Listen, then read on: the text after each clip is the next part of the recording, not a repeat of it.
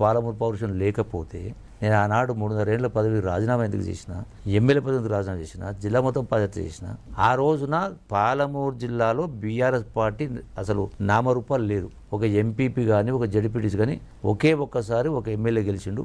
అది కూడా అక్కడ కాంగ్రెస్ పార్టీ అభ్యర్థి పోటీ చేయనదు.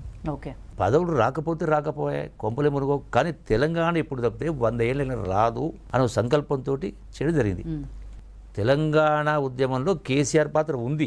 క్వశ్చన్ ఏంటంటే ఇంతకుముందు చెప్పినట్టుగా అవకాశం వస్తే దాన్ని ఆ పద్ధతిలో పరిపాలన చేయకుండా బాధ్యత రాహిత్యంగా ప్రజాస్వామ్యానికి పాతరేసి అవినీతి ఆకాశానికి ప్రజాస్వామ్యాన్ని పాతాడానికి అంటే ఒక నియంత పద్ధతిలో చేయడం జరిగింది అనేది నా యొక్క అభిప్రాయం.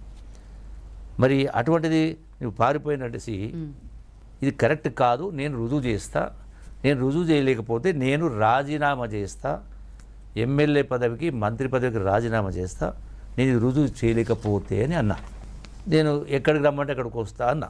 నాకు నిన్న గాంధీ భవన్లో నా డ్యూటీ అంటే ప్రతిరోజు ఆదివారం ఒక మంత్రి డ్యూటీ, ఆ వచ్చిన ప్రజల దరఖాస్తు తీసుకుని ఉంటుంది. నేను అక్కడ ఉన్నా.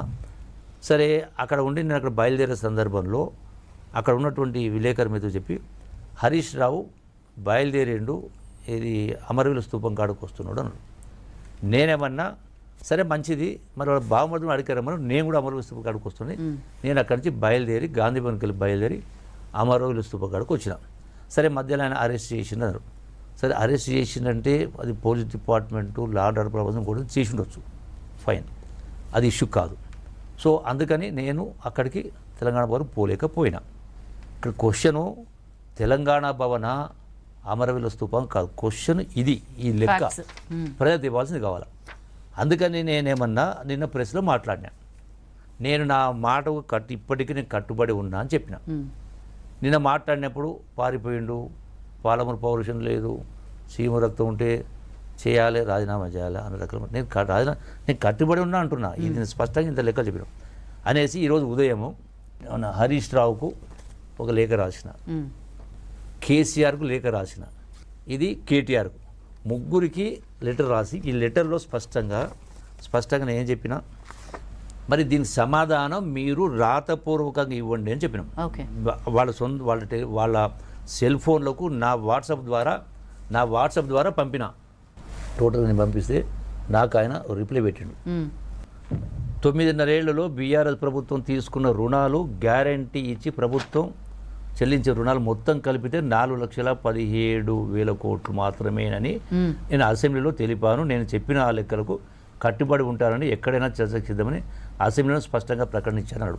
రెండో పేరాని రాసిండు, ఈరోజు మీరు రాసిన లేఖలో కాంగ్రెస్ ప్రభుత్వం డిసెంబర్ నుంచి జూన్ 26 వరకు చేసిన అప్పు 1,70,000 కోట్లని పేర్కొన్నారు అన్నాడు. కానీ రిజర్వ్ బ్యాంకు లెక్కల ప్రకారం 2020 జూన్ 26 నాటికి కాంగ్రెస్ ప్రభుత్వం చేసిన మొత్తం అప్పు 1,80,000 కోట్లు. నేను అడిగింది ఏంటి, మీరు చెప్పేది?